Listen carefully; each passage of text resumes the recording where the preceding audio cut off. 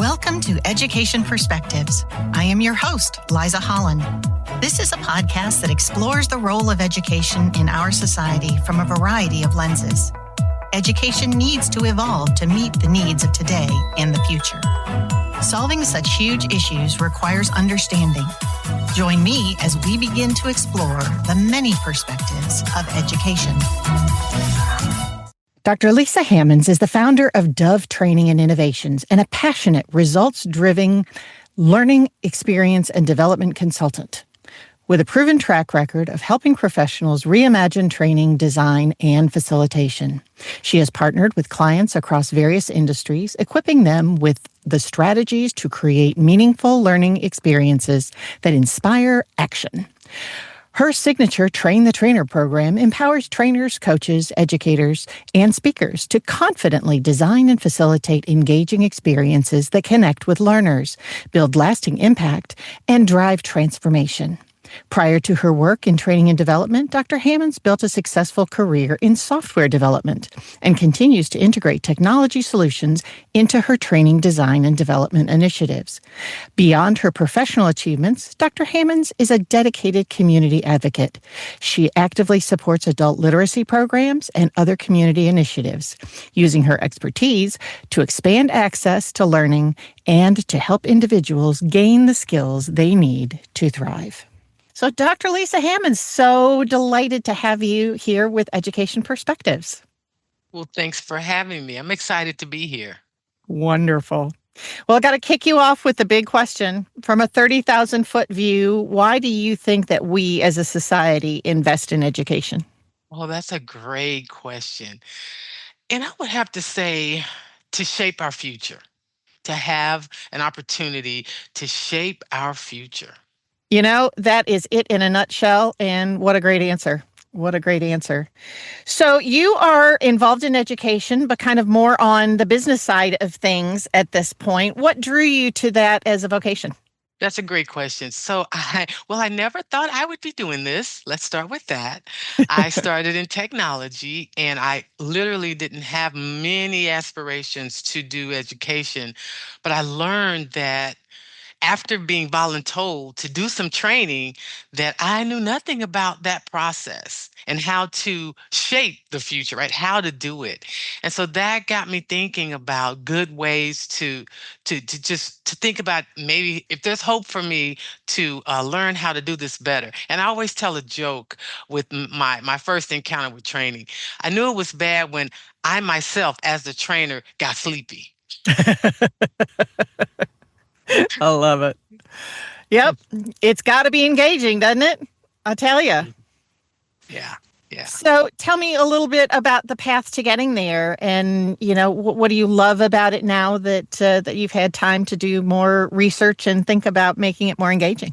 Yeah. So, like I said, I started my career in technology, and I was rocking out. I enjoy, and I still do. I enjoyed puzzles, technology challenges. I did software development, and so it wasn't easy.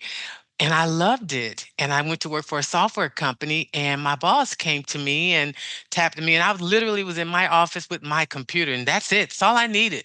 And he said, "Hey, we're going to start training, and I want you to start leading some of our trainings." I was like, "Huh? No, no, no." And I was really literally, okay, so am I going to get some training? And I always tell this story because it's so impactful. He told me, "Oh, you don't need training. You're going to know more than everybody in the room." That was my training. Wow. And I thought it was a joke because I'm literally, we were at that time, we took our training on the road, and I got on the plane, I did the trip, and I was seriously waiting for that training. And that was the philosophy. Yeah. And that is so many people's philosophy. And it's not so much that they know everything, they are the subject matter expert, and that's period, end of statement. And that doesn't mean that you're good at communicating it and teaching it on a training level, right? I think that we find the same things in our school systems today. Well, it's not that hard to teach. Just go in and you know math. Well, there's a whole lot more behind that, and the science of learning and all that kind of a thing. So now you're doing a lot of helping to design trainings and helping them to inspire action and that building confidence and empowerment piece.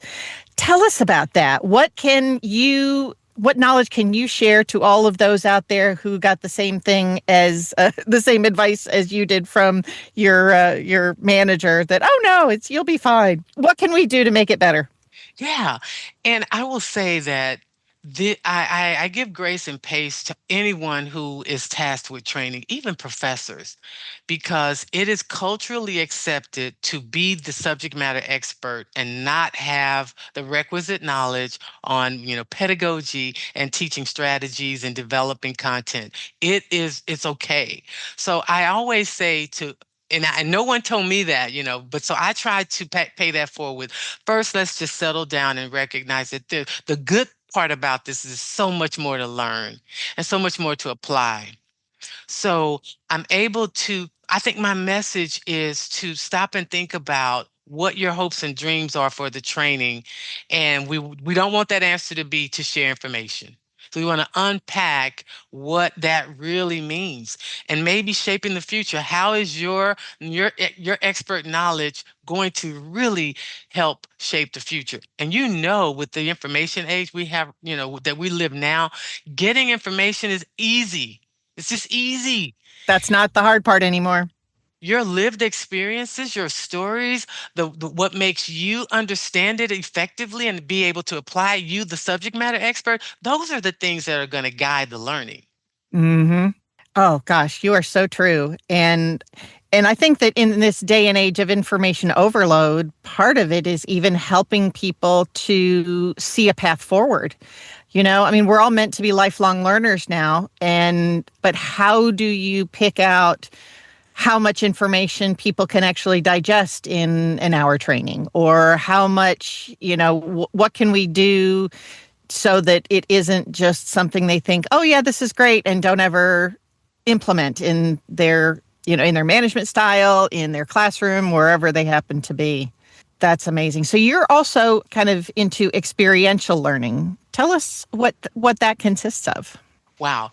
Experiential learning is literally less lecturing, less talking as a facilitator, and putting the participants, the audience, in a position to where they are applying. And applying doesn't always mean like a skill, it means processing something, self reflecting, challenging their beliefs. So you set the participants up to kind of like lead them to the water, but then you give them opportunities to drink it in whatever fashion they do and get their experience from that. What is their takeaway? Because that's, I think, the part that kind of locks in the ability for them to apply something. Oh, I agree. When but this is not how we really have been teaching over time. For so long it was the sage on the stage and the teacher had all the information. And, in this day and age, like we were talking about, information is so easy. It's now trainers and teachers and anybody who's trying to convey information like that, they need to be almost more of a coach role, right? Right. And allow your students, whatever age they are, to drive their own learning. Is that something? Well, I was going to say that's key with adult learners. Mm-hmm. And my training, and I'm so proud of my signature offering, and that's Train the Trainer. And when I offer that, I talk to the participants about adults, and sometimes they come to class or come to a session, training session, and they feel closed off. They may have their hands folded. I was voluntold to be here, so And my encouragement to trainers when they see that is to remember their last training experience. They might have been allowed to do that. They may not have been encouraged to engage. They may not have been encouraged to experience, to apply. So you just don't know what they're walking in having experienced. So it's our job as trainers to help them get there, to be, as you said, like with the trainer, we're the guide on the side, not the stage, the sage on the stage. Yeah. Absolutely. So, what types of things do you do? What do you tell in your train the trainers? How do you get people beyond that arms folded and not really wanting to be here sorts of things? What kind of things can we do? Because I think that, everybody who's tried to convey information has a few of those people in the room. What do you do? And of course, we all know that you can't win everybody. But I think what we can do as trainers to improve is to begin with the planning. Planning. I had a professor because I did a lot of faculty development, and it was really revealed to me that this is needed. And her philosophy is, well, the way I plan for my courses, about an hour before I have class, I figure out what I'm going to teach. So, yeah. Wow. So planning is key. And a lot of times planning involves what we're going to talk about. And so I began getting us to think about before we talk about what we're going to talk about, we focus things on the learner, the participant. We really try to get into who are we talking to with this amazing information? Who are we addressing in our training? And then we try to dive into their pain points, their misconceptions, the gaps that they may have. Because again, we have information to share, but if it's not tied to a goal a problem that we're trying to solve, we drift, we ramble, we hear ourselves talk, we put ourselves to sleep as we're training. Yep. How many times have we all gone to some sort of a talk where you just know someone really didn't think this through? They don't know for sure what their call to action is at the end and what do they want the audience to walk out with? And I think that even starting with that is a step up for some people who are in this, trainer type of a role. They don't think about their audience like that. No. And I've had so many sessions with folks that are seasoned trainers and others who they realize one of those big gaps that they realize as a trainer is that they are at a point to where they're knowledge experts and they've kind of forgotten what got them there. And Mm-hmm. those points, those are the salient points that a person new to this is going to need, right? They're going to need to be brought to the place where you are as the expert. And some of those things that you don't think about, oh, yeah, that's right. I needed to have to do, this thing before I was really proficient at doing that thing. And if you don't plan, sometimes you miss those opportunities to really share to help the learners along the way.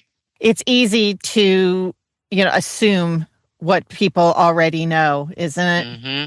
Yeah. Mm-hmm. Yeah. And I think about that even with, about reading. We read all the time, but do we know the mechanics of how that actually happened? Most of us don't, you Yeah. know? So I think that's wonderful that you're really looking to break it down to, again, meet them where they are. Yeah. And it's so unintentional. Folks don't intend to information overload people. That's not their intent. They are Hmm. truly hoping to inspire, hoping to cause action. You know, it's just we don't have the requisite tools. Yeah. Yeah. And knowing them information is paramount, but it just doesn't end there. It's not enough. Yep. Yep. So I know that you've been doing a lot with faculty, but you're also dipping into to business as well. What do you see are kind of some of the differences in your audience in academia versus business and industry? Okay. Full transparency, I myself am a professor, so I can say things, but but what I found sometimes in higher ed is that, and again, it's the culture that sometimes they're a little less open to some of the ideas Mm-hmm. because of sometimes their education was framed so much into research and the subject matter. Sometimes it's kind of tough for them to make that shift. What I see in the business world is more openness to learning the strategies, because a lot of you'll be surprised that a lot of like HR teams or org development teams, they don't have the knowledge, they don't have the training either in curriculum Right. development or learning objectives, planning and stuff. And sometimes they're just marveled by it. I see that a lot. And it's like, and things that are seem obvious to me, they're like, oh my God, I am in charge of this whole department of developing training and I don't know how to do it. And so they sort of welcome the opportunity to learn about this. So that's something that I found. And I've also found, again, I just remember during the pandemic and everybody was scrambling to learn not only how to develop classes or develop content, but to do it in a different modality. And you are not going to, something I hear a lot, how do I transfer my face-to-face course online? Well, that doesn't happen. You don't transfer the course. It's almost like a redesign because Yeah. that modality is so different. Talk to us a little bit about that, because I get frustrated that some people kind of want to throw the baby out with the bathwater about online learning. But we don't, I mean, people have to realize that it was overnight with no planning, no time to learn, none of this kind of stuff. And all of a sudden, teachers across across all the spectrum were expected to be able to teach an online course without any training on how to make that work. And so they're like, oh, it was awful during COVID and blah, da, da, da, da, da, da. And I'm like, you know what? That is so unfair, because very much like you in your very first training experience, this was just something that was dumped on people with no prior warning or anything. So what do you think you need to do to make an online course great? Oh, wow. Well, so, I'm going to say that word plan a lot, but I think, and I will say it is not a one size fits all. There's literally some situations that I feel like you can gain more traction in a face-to-face, in an in-person setting. That's real, right? But to make an online experience successful, I think one of the biggest things that we have to do is to just be authentic. We have to be authentic, encourage authenticity, show joy in the subject matter. Like you are literally and it's sometimes I guess it's the same thing in an in-person class. You kind of steer the ship, the trainer or the teacher or the facilitator. And so what you want to be able to do, and lifelong learning too, because strategies fail in person. They fail. Oh, yeah. So there's a likelihood that they will fail online. So perseverance, planning, and literally authenticity. Hey, you all, we're going to try this breakout room that, for this activity. And I need to hear from y'all. How's it doing? How do we do? Like, so, and I think the biggest thing in training and development is people don't factor in the amount of time it takes to plan. Nothing is fail safe. Mhm. Yeah. Well, and sometimes it's having a plan A, plan B, and plan C, right? Exactly. Yeah. Yes. And I feel Yeah. like you almost have to push harder for participation and two-way communication on an online than you do in person. Kind of. Kind of. But imagine being, and I've had this lovely experience. Imagine being in a room with fresh high school freshmen teaching technology. That one to me would be intimidating because they are digital natives and they probably know more than you do as a teacher in some And then areas. why am I here? Yeah. What are you gonna do? You got to answer So that question. yes, so it's challenging. And so like you said, you have to be able to pivot and planning. I remember the first time I was asked to develop content and the client asked me, and can you give us some extra activities in case the ones that, we plan to implement don't work? And I think that's where I've been saying and hoping and praying that AI can kind of help us with the ability to A, personalize learning a little more, and B, help us think about different ways of planning our activities. I mean, I remember when I first started teaching, my mom, she wanted me to go in education. I said, I don't think so. Technology pays more, but thank you. And so when I got in And education, here she you did. are. Here I am, right? She warned me that, If you're one of those teachers that sets it and forgets it, you're not going to be successful. So what that means is that if you're that teacher that laments, back then, you would lament about a publishing redo, right? Revisions to your textbook. Oh my God, now I got to redo my slides, right? That was the complaint, Life's getting a lot harder these days, isn't it? It's changing by the right? day. Yeah. By the day. It's liquid these days, right? So Yep. we have to be nimble and be able to plan and prepare, fail sometimes, and get back up and try again. I'm so glad you said that because honest to God, we were talking earlier about this activity that I did over the weekend about painting, and everybody was so worried about having it be perfect. And I'm like, you know what? It's not about that. It's the journey. It's about the ability to learn. And if we don't learn how to iterate and be adaptable, we're never going to survive in the way the pace of change is and whatnot. So I'm really glad that you brought up the AI. I've been having so much fun with mine. Using that as a sounding board, and I've done it enough now that I've named it. It's called Inc for inquiry, INQ. So, Look at but that. it really can help, and especially I could see that a lot in having that plan A, plan B, plan C sort of a thing, to be able to go, okay, well, if this isn't working, let's try this one. Yeah, that's Yeah. great. Yeah, and in my trainer sessions, when I was preparing for them, because I felt like someone would probably ask me, so I don't think, all this is great, but I don't need to learn this anymore because I can just use ChatGPT. I can go to some of these Uh, AI resources. And so I said, okay, I made a prompt and I said, okay, hey, Ink, I love your name. Is it wise to just solely rely on ChatGPT and AI to develop your course? It was a no, and it listed the why.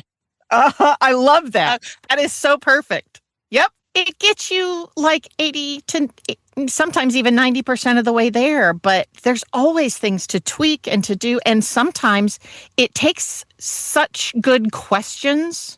I mean, the quality of your questions that you use for your prompt really impacts the quality of the results, right? yeah, And again, that's another opportunity to iterate and go, okay, this isn't exactly what I was hoping for. Can you rewrite and add in X, Y, and Z? Or can you rewrite? That's one of my favorites. Can you please rewrite? But I think that that's so very true, is that we cannot be complacent and just rely on ChatGPT for these things. It's especially as a trainer and a facilitator, it is you and your humanness that creates the power of these learning environments. right. It's that context. And I go back to, remember we had talked about what's one of the things we do, and one of the things in my trainers, we look at our audience. And I know I have had this experience of, consulting with AI, and when I get a response and I'm thinking, that won't work for this group, right? Right. And that's awesome. And then it gets me thinking, but what will? Exactly. Yes. It's a great brainstorming partner. It's brainstorming. Yeah. And that's so key. And that's the suggestion that you always get, like, right, know your audience. Well, sometimes you don't get to have a let's, canvas all the audience that I'm going to be training in my life and times. You can you listen to conversations and you glean some things.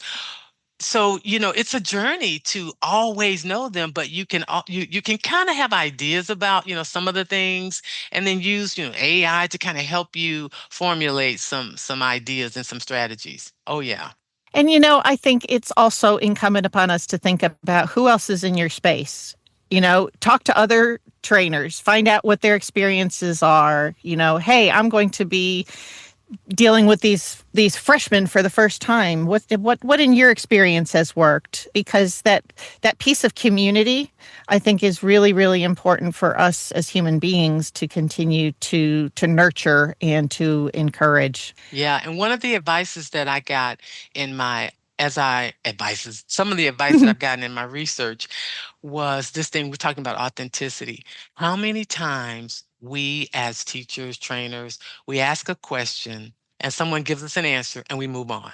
And we don't ask for follow-up. We don't ask for clarity to ensure that we got it. We understand what they were saying. We add that space in there for questions because somebody told me I probably need to use engagement strategies, and I'll just ask a question and they answer and I keep going. And that's that piece that's not authenticity right there. That's not how most conversations happen. Absolutely. Absolutely.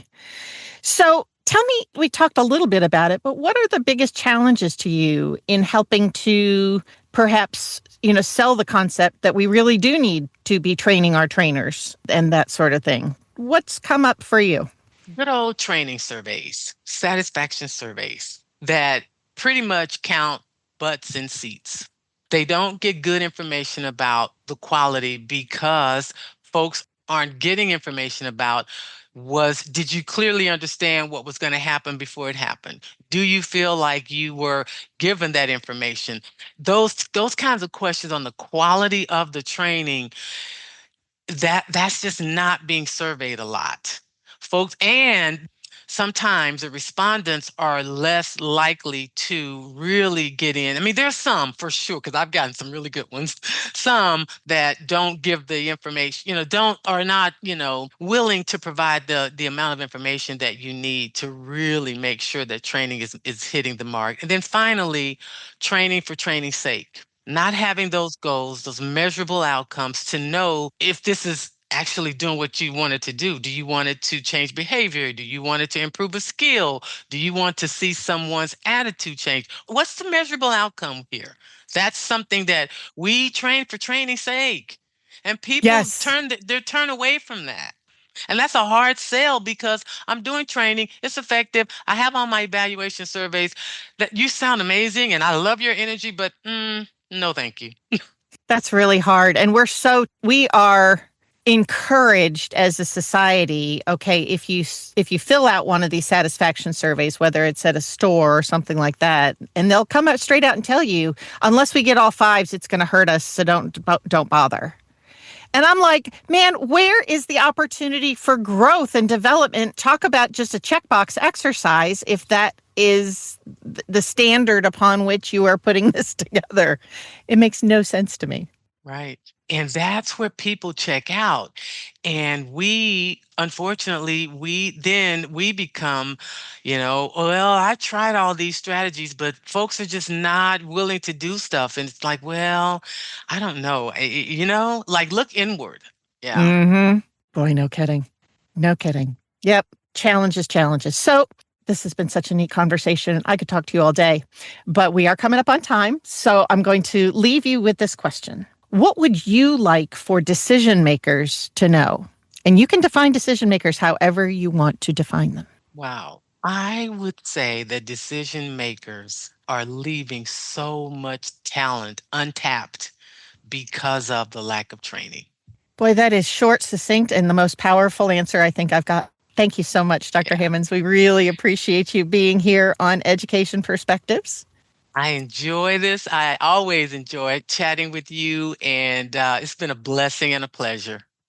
Thank you so very, very much. Thanks. Thank you so much for listening to this episode of Education Perspectives. Feel free to share your thoughts on our Facebook page. Let us know which education perspectives you would like to hear or share. Please subscribe and share with your friends.